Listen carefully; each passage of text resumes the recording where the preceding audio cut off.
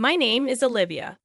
If you had asked me a couple of years ago how I imagined my wedding day, I would have painted you a picture filled with love, warmth, and a groom who looked at me like I was his universe. As fate would have it, my reality didn't quite align with my expectations. I stood at the altar about to say my vows to a man who seemed like a perfect match on paper. Adam, an average guy with an average job who charmed me with his seemingly kind nature and sense of humor. I wore a gown that took my breath away every time I looked in the mirror. Elegant yet understated, much like how I saw myself. My father had just walked me down the aisle, a moment we had both anticipated since I was a little girl. He kissed me on the cheek and took his seat next to my mother, who was already wiping away tears of joy. I turned to look at Adam. He was dressed in a traditional black tuxedo, but there was a look in his eyes that unsettled me. A distant, almost vacant gaze that failed to mirror the enthusiasm of everyone else in the room. "You look beautiful," he whispered to me, but his voice lacked conviction. I forced a smile and softly asked, "Are you okay, Adam?" "You seem a little off," he shrugged. "I'm fine, just a lot on my mind. Weddings are stressful, you know." I nodded, not wanting to create a scene. I took a deep breath as we turned to face the priest. The ceremony began, and my mind started drifting despite myself. Was I making a mistake? Was the subtle tension in Adam's voice a prelude to a life of hardship and disappointment? As the priest spoke, my mind was awash with questions I couldn't answer. "Do you, Olivia, take Adam to be your lawfully wedded husband?" the priest intoned. "I do," I said, my voice tinged with hope that perhaps this was all a figment of my overactive imagination. "And do you, Adam, take Olivia to be your lawfully wedded wife?" There was a brief pause. The congregation held its collective breath, and for a moment, I saw my life flash before my eyes. Finally, he responded, "I do," but the words seemed to stick in his throat. The priest announced, "You may now kiss the bride." As our lips met, the room erupted in applause, but I felt a strange emptiness. Something was amiss, and I couldn't quite put my finger on it. The celebration moved to the reception hall, filled with laughter, dance, and toasts to a happy life ahead. Yet, amid the clinking of champagne glasses and well wishes, I couldn't shake the feeling that the man I had just married was a stranger to me. We mingled with guests, smiling for photos, but every time I glanced at Adam, he seemed lost in thought. "What are you thinking about?" I finally asked him as we sat at our head table. "Nothing much, just a lot to process, you know," he replied, dodging the question once more. That night, as we drove away in a car adorned with just married signs and tin cans rattling behind us, I looked at my new husband. He was staring out of the window, lost in a world of his own, and for the first time, I felt a pang of dread about the life I had just committed myself to. But like any optimist trapped in a romantic ideal, I told myself things would get better, not knowing that this was just the first chapter in a long tale of deception, heartbreak, and ultimate retribution following the wedding. We moved into my house, a spacious place I had bought before we met, owing to my stable, high-paying job. Adam, a regular office worker, didn't earn much, but I was never one to judge a man by his paycheck. My philosophy was that love and compatibility mattered far more than financial equations. For a while, everything seemed to align with that utopian belief. Initially, Adam seemed like the perfect partner. He was affectionate, at least superficially, and took an active interest in my work, asking how my day was and even surprising me with dinner once or twice. But as days turned into weeks, the veneer began to wear off. "You're late again," I would remark as he stumbled through the door close to midnight, his breath reeking of alcohol. "Yeah, the office is getting hectic. You know how it is," he'd reply, avoiding my eyes as he quickly made his way to the bathroom, presumably to wash off the evidence of whatever he had really been doing. It was the fifth time he'd come home late in 2 weeks, and this time he looked particularly disheveled. I decided to probe a little deeper. "Adam, is there something going on at work? You've been coming home late so often. I'm getting worried." He sighed as if annoyed by the question. "Look, Olivia, you wouldn't understand. It's office politics, meetings, deadlines. Don't stress over it. His dismissal didn't sit well with me. I have deadlines too, you know. I manage a whole team, but I still try to maintain a balance. Isn't that what we should both be striving for? Adam rolled his eyes.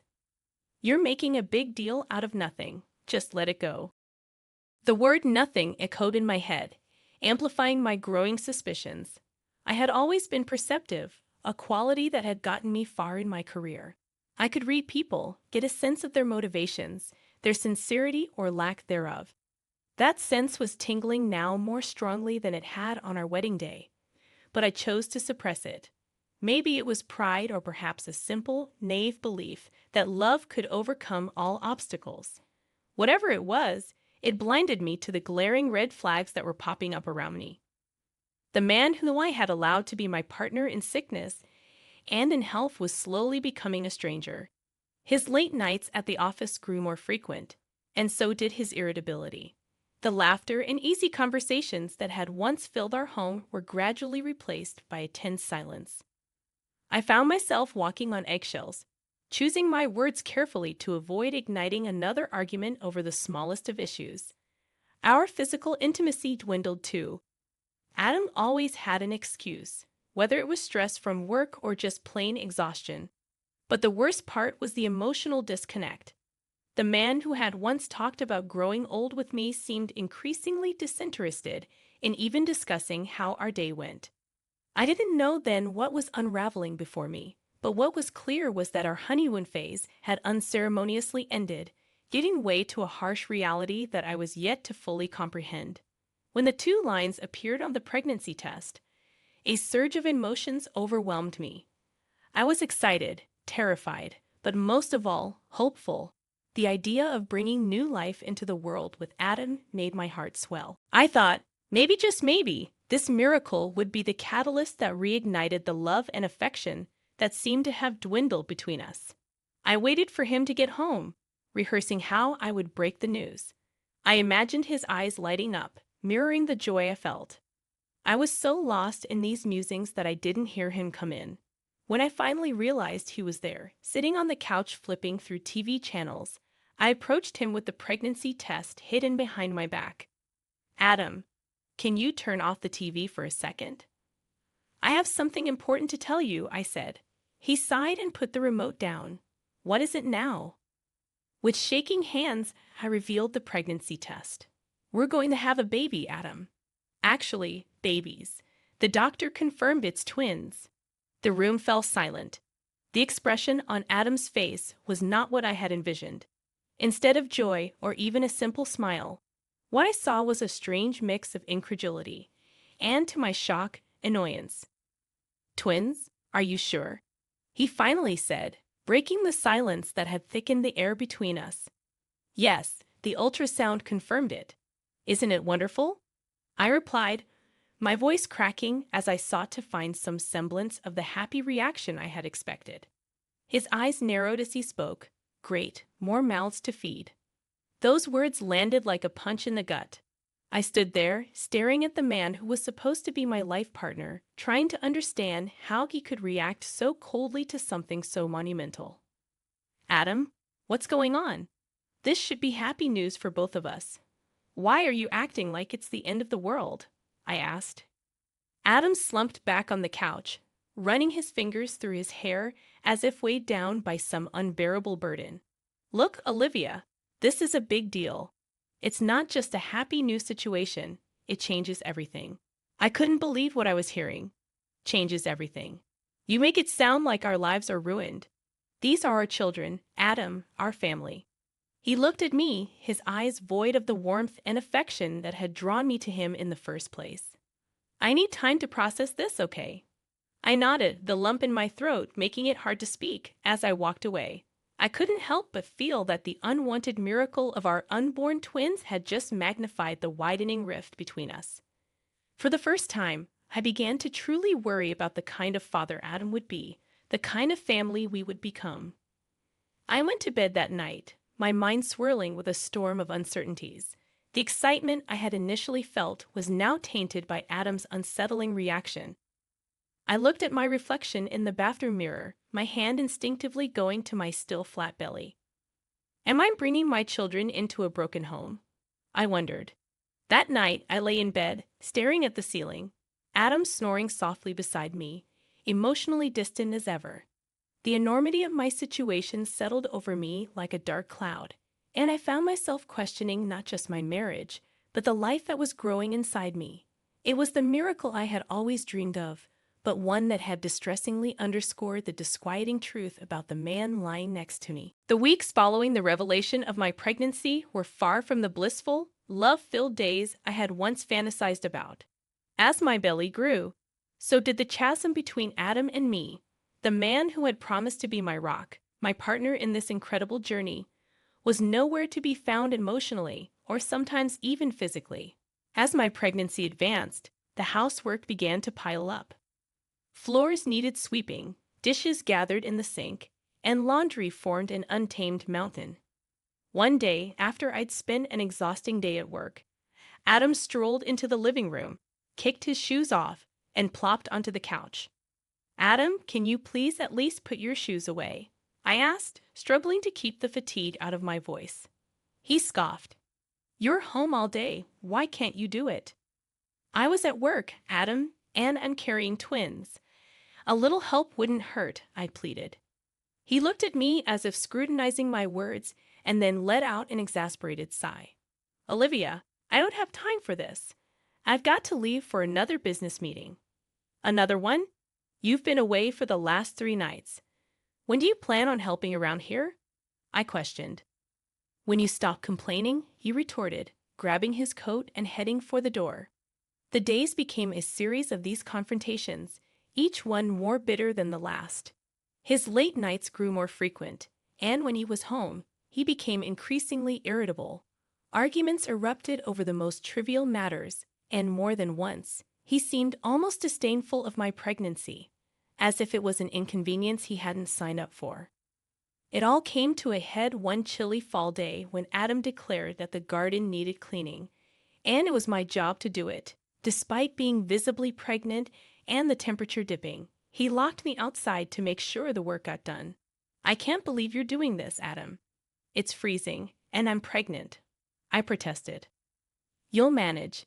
It's not rocket science, he snorted, locking the sliding door behind him. While I was outside, teeth chattering and hands soiled from the work, I noticed through the window that Adam was packing a suitcase. I have to go on a week-long business trip, he said curtly when he finally let me back in, ignoring my disheveled, frozen state. You can handle things here, can't you? He asked, not waiting for an answer before leaving. During his absence, I stumbled upon the grim reality that half his belongings were missing. I scoured the house in panic and discovered the safe was empty. A total of $250,000 I had saved up over the years had vanished. My calls to him went unanswered. That was the last straw. As I sat there surrounded by the life we had supposedly built together, the walls felt like they were closing in on me. I was overwhelmed by a cascade of feelings, betrayal, hurt, but mostly a simmering, righteous anger. It was time to accept that our relationship was not a two-way street. It was a dead end, and I was the only one who had been bringing anything to the table, the love, the support, and now even my hard-earned money. It had all been siphoned off by the man I had entrusted with my heart. I took a deep breath, steeling myself for the storm that was about to come. It was time to change the rules of this twisted game. It was time for me to take back control of my life and, more importantly, secure a future for the lives growing inside me. Little did Adam know, he had just ignited a fuse, and I was about to explode in a way he never saw coming. As the week crawled on, each day felt like a lifetime. But I wasn't idle. I was plotting. Adam had taken advantage of my love, my trust, and my resources.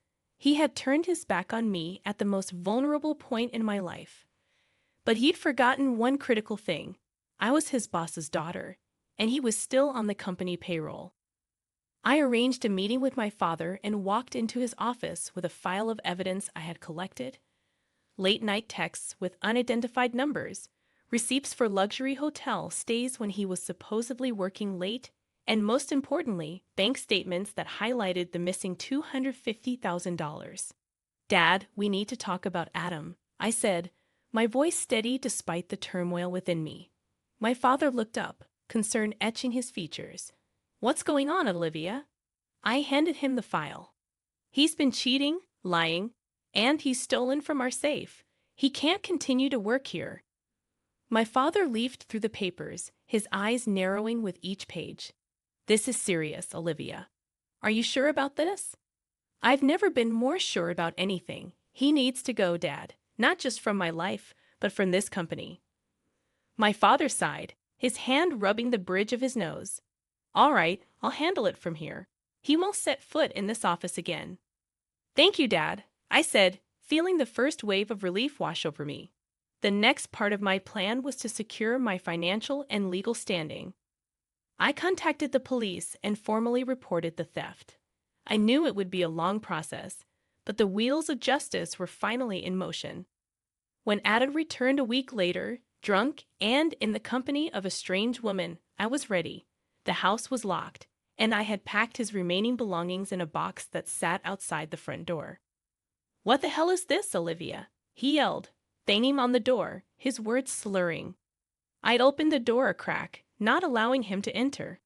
It's over, Adam. You're fired from your job. I've reported the theft, and I want you out of my life. His eyes widened in disbelief, quickly turning into fury. You can't do this to me. Before I could react, he punched me in the face. Pain exploded across my cheek, but it was overshadowed by a surge of adrenaline and resolve. That's assault, Adam. Another charge to add to your growing list, I said, my voice steady despite the pain. His face paled, realizing the gravity of his actions. You're going to regret this, Olivia. I already regret ever meeting you. Now get out, I said firmly. He picked up the box, glaring at me one last time before stumbling away into the night. As I closed the door, my body shaking from the confrontation, I realized that this was just the beginning. Adam had unleashed a side of me he'd never expected to see, and now he would face the consequences of his actions. I touched my swelling belly, making a silent promise to my unborn children. Their mother was no pushover, and their father would soon understand the extent of his mistakes. Revenge had only just begun, and I was far from done. I had the law on my side, a supportive family, and a fierce maternal instinct that would stop at nothing to protect my future world. Adam had underestimated me for the last time, and as I went through the motions to legally dissolve our marriage, press charges, and reclaim what was mine, I knew one thing for sure. The hunter had become the hunted, and I was not going to miss my shot. The courtroom was cold, sterile, a fitting arena for the final chapter of a marriage that had turned just as icy. I was seated next to my attorney, files and evidence laid neatly on the table in front of us. Across the room was Adam, disheveled and visibly nervous, flanked by his own legal counsel. Mrs. Olivia Davis, you may present your case, the judge intoned, turning toward me with a nod. My attorney began laying out the chain of events, punctuated by irrefutable evidence, text messages, financial statements, and even medical records documenting the physical abuse. How do you plead to these allegations, Mr. Adam Davis? The judge asked, his gaze shifting across the room. Adam's attorney whispered something in his ear before replying, Your Honor, my client pleads not guilty to these allegations. The audacity boiled my blood, but I remained calm, composed. This was a battle I was more than prepared for. Very well, proceed with your arguments, the judge instructed. Over the next hour, each side presented their case. Adam's lawyer tried to paint me as an overreacting, controlling spouse. They questioned the authenticity of the texts and claimed the missing money was used for joint household expenses, a blatant lie. Finally, it was my turn for the rebuttal. Your Honor, I would like to call Mr. Adam Davis to the stand. Adam looked visibly shaken but complied, swearing on the Bible before sitting. Mr. Davis, you claim the $250,000 missing from our joint account was for household expenses. Can you please provide any evidence or receipts validating that claim? He stammered, I don't have them with me right now. Isn't it true that you have been staying at luxury hotels when you claim to be on business trips? Isn't it true that you have been engaged in extramarital affairs during our marriage? Adam glanced nervously at his lawyer, who signaled him to remain quiet. So you refuse to answer? I pressed. The room hung heavy with tension. The judge broke the silence. Your silence speaks volumes, Mr. Davis. After what seemed like an eternity, the judge finally spoke. Given the overwhelming evidence presented by Mrs. Davis, I am ruling in favor of the plaintiff. Mr. Davis, you are hereby required to pay $500,000 in damages for emotional and physical abuse, as well as for the theft of marital assets. This court also grants Mrs. Davis full custody of the unborn children. The marriage between Olivia and Adam Davis is officially dissolved. As the gavel came crashing down, so did the wall that had been suffocating me for months. I looked across the room at Adam, his face a mixture of disbelief and defeat. Thank you, Your Honor, I said, my voice unwavering, finally free from the shackles of a loveless, toxic marriage. As I walked out of the courtroom, a new chapter in my life was about to begin. Adam had underestimated me, belittled me, and tried to break me. But I emerged stronger, wiser, and more determined. The woman walking out of that courtroom was not the same one who had walked in, and she was never looking back. The battle was won, but the war had just begun. And this time, I was armed not just with the law, but with the fiercest weapon of all, unyielding resolve. I had 2 lives growing inside me and a newfound purpose nourishing my soul. My revenge was complete, yet it was only the beginning of a life where I would never again be underestimated. As I stepped out into the crisp air, my lawyer congratulated me. You did well, Olivia, he said. No, I replied, touching my belly softly. We did well. And with that, I walked away, leaving behind a shattered past for a future filled with hope, strength, and most importantly, love for myself and for the beautiful lives I was about to bring into this world.